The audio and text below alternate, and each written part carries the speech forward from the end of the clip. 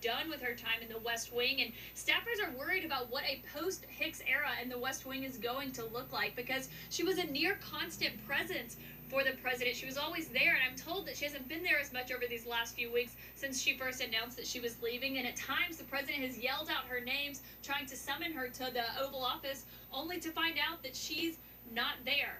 Now, the deputy press secretary who briefed reporters on Air Force One today as they traveled from Ohio to Florida was asked if the president is done finally shaking up his staff yet, because we've seen so many departures in the last few weeks. And her answer, Aaron, was very telling, because she said, quote, "I'll have to get back to you on that."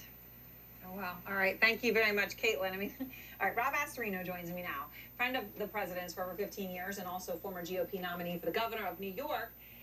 And Joan Walsh, national affairs correspondent for The Nation. So, Joan, let me start with you. Heard Caitlin's reporting, outside advisors. Yes. And, you Anthony know, Scaramucci and Corey Lewandowski. Right. I mean, when you hear that, you have to wonder who these people are. Who are these people? What are their motives? You know, they're all trying to get something from him, right? I'm sure he's well aware of that, but that is whoever they are. A chaotic White House where they can come and go as they please. We know that John Kelly put a lot of folks on leashes, kept a lot of people outside, really controlled the calendar, and lots of people don't like it. So this is what's being told to the president to liberate him, but also to advance some other people's agendas. I think it's pretty obvious. You think he'll do it? I mean, it feeds to his vanity. Right? You don't need anybody else. She's got a White House that he wants to have in a manner that makes him comfortable. And again, he came in, we talked about this in the past, he came in without a real political team, right?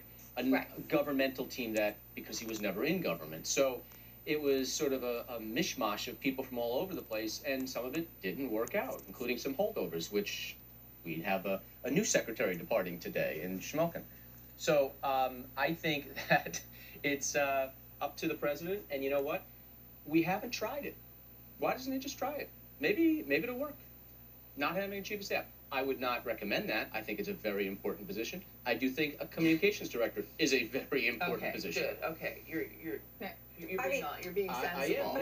I think those are very, but if he wants to try it, why not? Okay, the changes that we've seen are that people that he picked, okay, and maybe he didn't end up liking them or whatever, but they are his people. It's not as if any of these people are holdovers, right? You have H.R. McMaster, who was, what, #3 national security advisor for him, Rex Tillerson, and David Shulkin, as you mentioned, right? These are all his selections, and now he's gotten rid of all of them.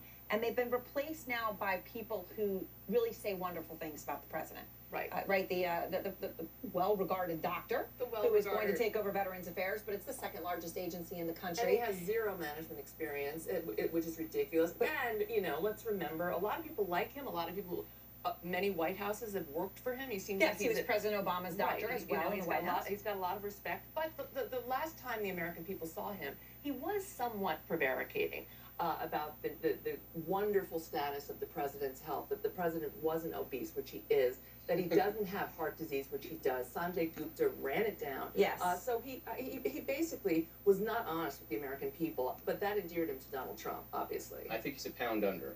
But what do you make of this? Usually when the president's bragging about how he ran his business, you know, yes, everybody wants people who make them feel better about themselves. Yeah, but ultimately, you need people to tell you hard things that you will listen to and respect.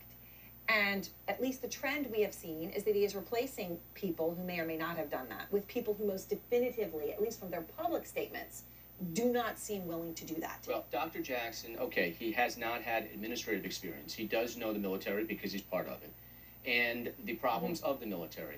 It doesn't really matter. I mean, it's all relative depending on the size, because you still have to manage people. You've got to be a leader and communicate at that very top. You're not running in the weeds. You're not dealing with the day-to-day, every little thing. That's why you have top lieutenants and deputies to move forward either the president's wishes clearly or whatever you delegate. And so I think it can be done. It doesn't have to be someone with experience. It helps to have experience choosing those top deputies. That you've been in a management job where you know how to look for people, how to let them run, how to rein them in. I mean, all this is, and we don't know, but it sounds like what you're saying is predicated on, okay, he put in people that weren't the right fit, he didn't know what he was doing fully, but now he does, and now we've got good people. So forget the 50% turnover rate, which is triple the nearest president, which was Reagan.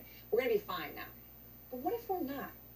what if this is just the way he frankly has done things over the years, right? So, I mean, and it remember the woman who used to continues. work for him on The Apprentice, doesn't like him, fire, don't like fire. I mean, the firing was what defined him, not the loyalty. Well, Right. the one thing about government is it goes on and on every day, no matter who's there. I mean, most of it just goes because it's bureaucracy.